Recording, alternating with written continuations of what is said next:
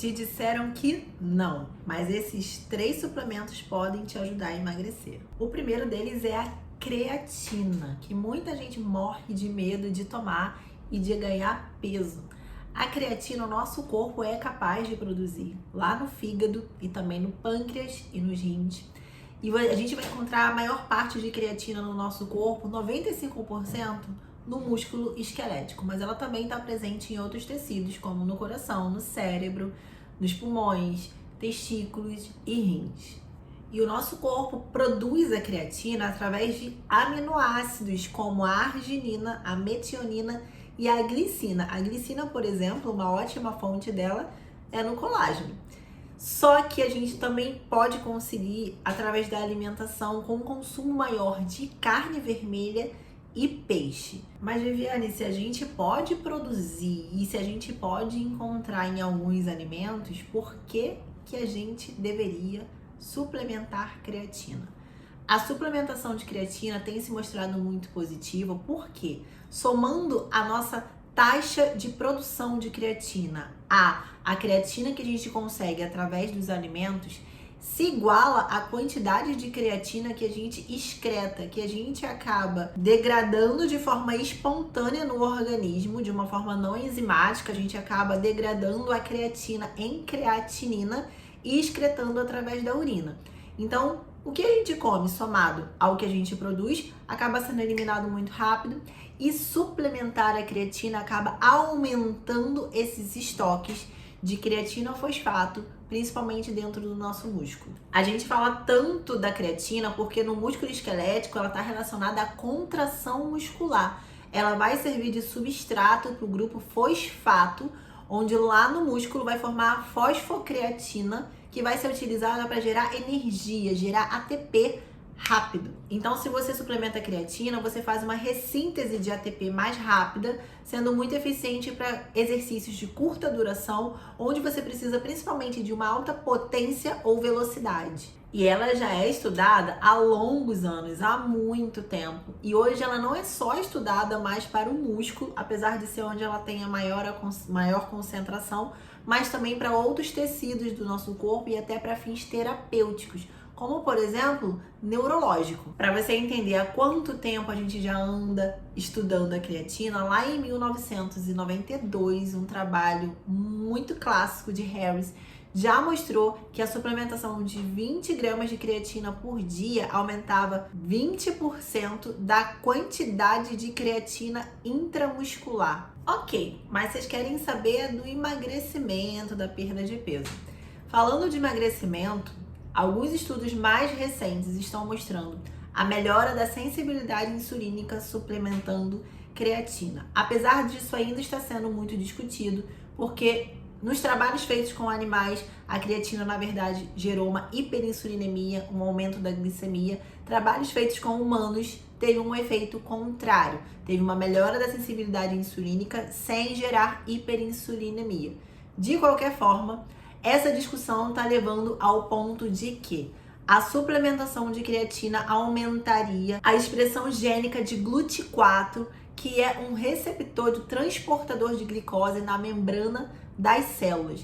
E quanto mais GLUT4 você tem sendo expressado naquelas células, maior é a captação de glicose para o músculo, melhora a sua capacidade de recuperar o seu músculo, de fazer glicogênio muscular, de treinar melhor e de melhorar a sua sensibilidade insulínica. E quando a gente está falando de sensibilidade insulínica, a gente está falando no aumento ou não da deposição de gordura, principalmente na região do abdômen. Uma pessoa que tem resistência à insulina tem maior facilidade de acumular gordura na região abdominal e visceral e tem a menor disponibilidade para fazer lipólise, faz menos quebra de gordura, principalmente nesses locais. E outra coisa muito importante, falando também em emagrecimento, é que já é fato, já está bem documentado que a creatina promove o aumento de proteínas contráteis, o aumento de massa muscular. Se você aumenta a sua massa muscular, isso significa que que você treina melhor, você ganha mais força, então você aumenta o seu gasto calórico durante o exercício. 2, se você aumenta seu tecido muscular, nós já sabemos que o tecido muscular é o tecido mais ativo, metabolicamente ativo do nosso organismo. Ele consome muita caloria, ele tem uma demanda alta calórica. E se você tem esse tecido que gera uma demanda maior de caloria, você também aumenta o seu gasto energético em repouso. 3. O tecido muscular é o principal responsável pela captação periférica de glicose. Se você melhora a sua capacidade de captação periférica de glicose, você melhora a sua sensibilidade insulínica. E se você melhora a sua sensibilidade insulínica, você aumenta a lipólise, a quebra de gordura, principalmente na região visceral abdominal. E aí, vale a pena ou não vale? Mas, Viviane, se eu usar a creatina eu não vou ficar inchada? A creatina não dá retenção? A creatina dá retenção de líquido sim, sendo dentro do músculo. O que é muito bom, porque se o seu músculo está bem hidratado, primeiro, isso faz parte de todos os benefícios que a creatina tem ali dentro do músculo. Segundo, que o músculo bem hidratado é também um músculo mais denso, mais durinho, mais bonito. Então você vai emagrecer sem aquele aspecto flácido, porque você tem um músculo mais denso, mais bem hidratado. Se tiver acontecendo com você de estar usando uma creatina e estar se sentindo mais inchado, você precisa prestar atenção em algumas coisas. A primeira é o que você anda comendo, para depois não botar culpa nada da creatina. Porque você pode estar comendo x-tudo, se enchendo de sódio, ficando inchada e querendo botar culpa na creatina depois. Outra coisa é como ela vai aumentar o volume do seu músculo. Se você tem uma capa de gordura muito espessa em cima do músculo, você vai se sentir mais inchado, normal, porque você está aumentando o volume muscular. Então você precisa tirar aquela capinha de gordura que tem em cima para você ver definição. Outra coisa que é muito importante você se atentar é ao produto que você está utilizando, que você está comprando. Porque hoje nós já sabemos que é muito fácil adulterar produtos ou terem contaminantes que vão influenciar na questão da retenção hídrica e também de outros colaterais que algumas pessoas podem sentir com o uso de tanto a creatina como de outros suplementos. Então sempre fica de olho no produto, na marca que você está comprando, se ela é bem testada, se ela tem um bom grau de pureza, para que você esteja usando somente creatina. Segundo suplemento que pode te ajudar muito no processo de perda de peso é o Whey Protein. Sim, ainda tem muita gente que fala e acha que o Whey Protein engorda. As proteínas do soro do leite, elas são extraídas no processo de fabricação do queijo. Sabe aquela aguinha, meio mais ou menos, que sai ali do queijo? Aquilo ali é soro do leite e é da onde vem o seu Whey Protein. Vários estudos já sustentam que a proteína que tem ali no soro do leite tem vários compostos bioativos, peptídeos, na verdade, bioativos, que são importantes para a nossa imunidade, que são importantes como antihipertensivos, que são antimicrobianos e tem vários benefícios, inclusive antioxidantes no nosso organismo, além de ter vários fatores de crescimento. E entre todas as proteínas, o Whey Protein é o considerado mais anabólico, é a proteína que mais vai promover o aumento de síntese proteica por causa da composição de aminoácidos, principalmente de leucina, que ele tem, comparado a qualquer outra proteína. E como a gente já falou anteriormente, o aumento de tecido muscular, o aumento de massa muscular, faz com que você aumente o seu gasto energético em repouso, aumente o seu metabolismo, treine melhor, gaste mais energia no treino também, gaste mais caloria e emagreça mais rápido. O perfil de aminoácido, a distribuição desses aminoácidos que estão presentes no Whey Protein são muito similares à distribuição e perfil de aminoácidos que a gente tem no nosso tecido muscular esquelético. E é justamente por isso que o Whey Protein acaba tendo esse poder anabólico tão grande para o nosso tecido muscular. Inclusive, em vários estudos comparando o Whey Protein com outras proteínas, seja albumina, seja caseína, seja proteína da soja, vários testes foram feitos e o Whey Protein mostrou ter maior poder anabólico comparado ao uso de outras proteínas e também ao uso de nenhuma dessas proteínas, uma alimentação normal, sem nenhuma suplementação. Outro fator também que vários estudos têm mostrado é que o Whey Protein poderia promover a perda de peso, a redução de gordura corporal, pela presença grande de cálcio e pela presença grande também do BCAA. No caso do cálcio, quanto maior a quantidade de cálcio vinda da dieta, vários estudos epidemiológicos acharam uma relação inversa entre a quantidade de cálcio e a gordura corporal.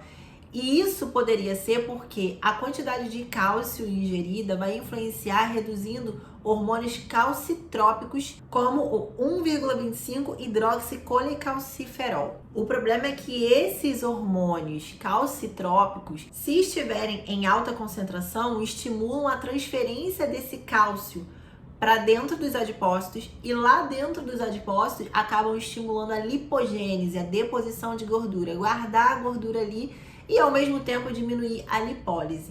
Então, diminuir esses tipos de hormônios acaba estimulando a quebra de gordura e diminuindo a lipogênese. Outro motivo também para ajudar na perda de peso existem dois hormônios intestinais chamados CCK e o GLP-1 que são aumentados com a solução contendo whey protein.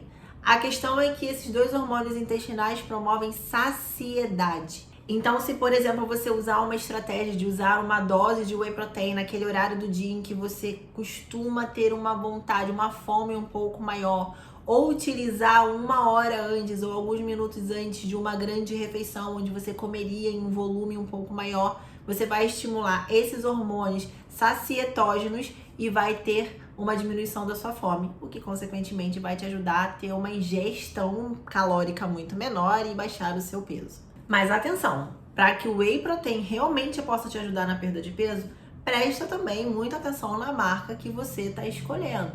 Se ela tem muito corante, se ela tem muito conservante, se ela tem outros ingredientes que nem deveriam estar ali. Isso porque se o produto que você escolher te gerar uma desbiose intestinal, por exemplo, por causa dos ingredientes aditivos que tem ali, não vai te ajudar a emagrecer e ainda vai te arrumar um problema.